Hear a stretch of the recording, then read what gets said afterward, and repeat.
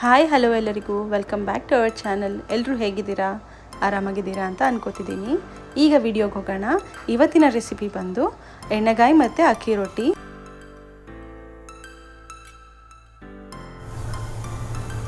ಈಗ ನಾವು ಅಂದಾಜು ಒಂದು 10 to 12 ಸ್ಪೂನ್ಸ್ ಎಣ್ಣೆನ ಹಾಕ್ಕೊಂಡಿದ್ದೀನಿ. ಎಣ್ಣೆ ಕಾದಿದೆಯಾ ಅಂತ ನೋಡಿಕೊಂಡು ಸ್ವಲ್ಪ ಸಾಸಿವೆನ ಹಾಕ್ಕೊಂಡು, ಸಾಸಿವೆ ಆದಮೇಲೆ ಕರಿಬೇವು ಚಿಟಗುಟ್ಟ ಮೇಲೆ ಈರುಳ್ಳಿ, ಒಂದು ಫುಲ್ ಈರುಳ್ಳಿನ ನಾನು ಹಾಕ್ಕೊಳ್ತಾ ಇದ್ದೀನಿ. ಈರುಳ್ಳಿ ಚೆನ್ನಾಗಿ ಬ್ರೌನ್ ಕಲರ್ ಆಗಬೇಕು, ಯಾಕಂದರೆ ಅದೇ ನಮಗೆ ಫ್ಲೇವರ್ ಕೊಡೋದು, ಗ್ರೇವಿ ಥಿಕ್ನೆಸ್ ಆಗಿ ಬರೋದಕ್ಕೆ. ಇನ್ನೊಂದು ಬಾಣಲಿ ಒಂದು ಕಡೆ ಇಟ್ಕೊಂಡು ಇವಾಗ ನಾವು ಇಲ್ಲಿ ಈರುಳ್ಳಿ, ಸ್ವಲ್ಪ ಶುಂಠಿ, ಸ್ವಲ್ಪ ಬೆಳ್ಳುಳ್ಳಿ, ಸ್ವಲ್ಪ ಎಳ್ಳು, ಬಿಳಿ ಎಳ್ಳನ್ನು ಹಾಕ್ಕೊಂಡು ಹುರ್ಕೊಳಕ್ಕೆ ಹಾಕೋತಾ ಇದ್ದೀನಿ.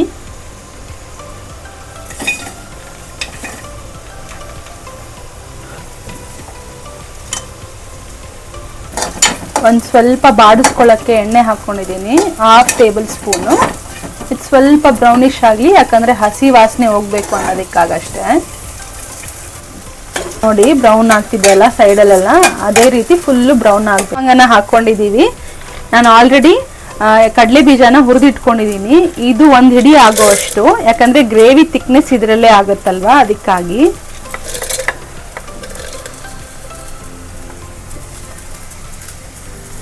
ಒಂದು ಹಿಡಿ ಹಸಿ ಕೊಬ್ಬರಿ, ಮತ್ತಿಲ್ಲಿ ನಾನು 2 ಟೊಮೊಟೊ ತೊಗೊಂಡಿದ್ದೀನಿ, ಮತ್ತು ಸ್ವಲ್ಪ ಅರಿಶಿನ ತೊಗೊಂಡಿದ್ದೀನಿ.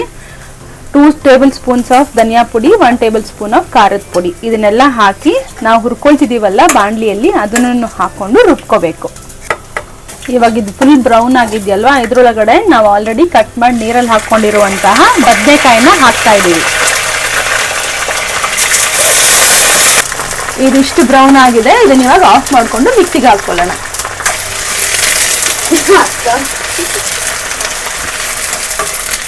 ಇನ್ನು ಇವಾಗ ಈ ಬದನೆಕಾಯಿಗೆ ನಾವು ಕಲ್ಲುಪ್ಪನ್ನು ಸೇರಿಸ್ಕೊಂಡು ಇದನ್ನ ಬಾಡಕ್ಕೆ ಬಿಡೋಣ.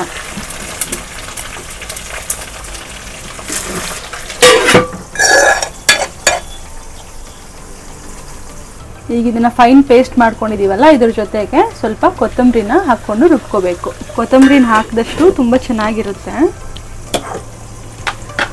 ಈಗ ನಾವು ಕೊತ್ತಂಬರಿನ ಹಾಕ್ಕೊಂಡು ಕೋರ್ಸಾಗಿ ಗ್ರೈಂಡ್ ಮಾಡ್ಕೊಂಡಿದ್ದೀವಲ್ವಾ, ಇದನ್ನು ಈ ಬಾಣಲಿಯಲ್ಲಿ ಹಾಕ್ಕೊಂಡಿದ್ದೀವಲ್ಲ ಬದನೆಕಾಯಿ, ಇದು ಎಣ್ಣೆ ಸ್ವಲ್ಪ ತುಂಬ ಚೆನ್ನಾಗಿ ಫ್ರೈ ಆಗಬೇಕು.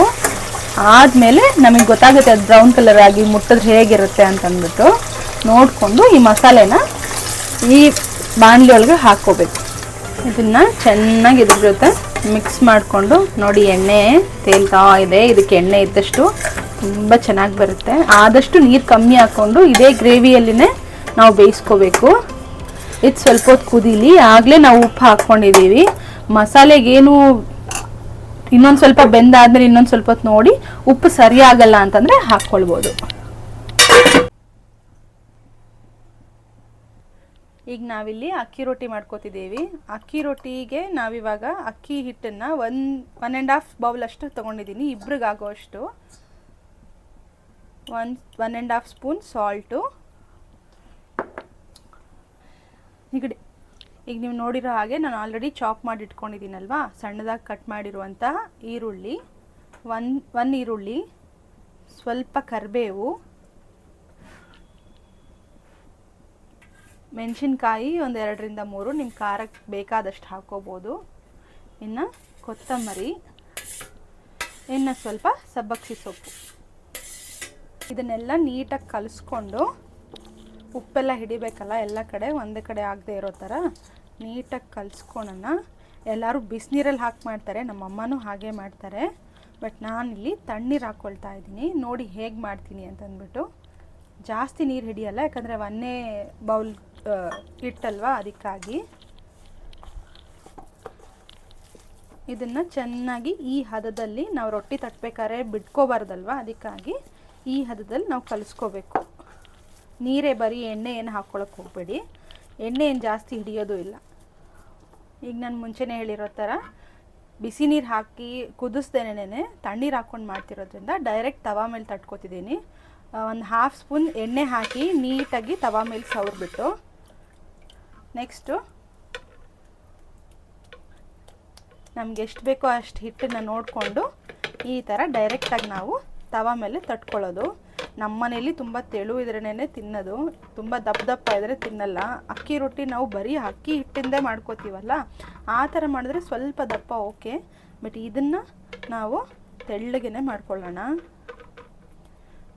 ಮತ್ತೇನು ಎಣ್ಣೆ ಉಪಯೋಗಿಸೋ ಅವಶ್ಯಕತೆ ಇಲ್ಲ, ಸುಡಬೇಕಾದ್ರೆ ಮಾತ್ರ ಹಾಕ್ಕೊಳ್ಳೋಣ. ತಟ್ಕೊಂಡಿದ್ದಾದ್ಮೇಲೆ ನಾವು ಡೈರೆಕ್ಟು ಸ್ಟವ್ ಮೇಲೆ ಇಟ್ಟಿದ್ದೀನಿ ತವಾನ. ಈಗ ಇದಕ್ಕೆ ಸ್ವಲ್ಪ ಎಣ್ಣೆ ಹಾಕಿ ಫ್ರೈ ಆಗಕ್ಕೆ ಬಿಡೋಣ. ಈ ಥರ ಲೈಟ್ ಬ್ರೌನ್ ಆಗ್ತಿದೆಯಲ್ಲ, ಅದೆಲ್ಲ ಕಡೆನೂ ಲೈಟ್ ಬ್ರೌನ್ ಆಗೋ ಥರ ನೋಡಿಕೊಂಡು ನಾವು ತವಾನ ಸ್ವಲ್ಪ ಟರ್ನ್ ಮಾಡ್ಕೊಂಡು ತಿರುಗಿಸ್ಕೊಳ್ತಾ ಇರ್ಬೋದು. ಇಲ್ಲ ಅಂದರೆ ಲಿಡ್ ಮುಚ್ಕೊಂಡು ಸ್ವಲ್ಪ ಬೇಯಕ್ಕೆ ಬಿಡ್ಬೋದು. ಆವಾಗ ಒಂಥರ ಟೇಸ್ಟ್ ಇರುತ್ತೆ, ಇವಾಗ ಒಂಥರ ರಾ ಟೇಸ್ಟ್ ಇರುತ್ತೆ.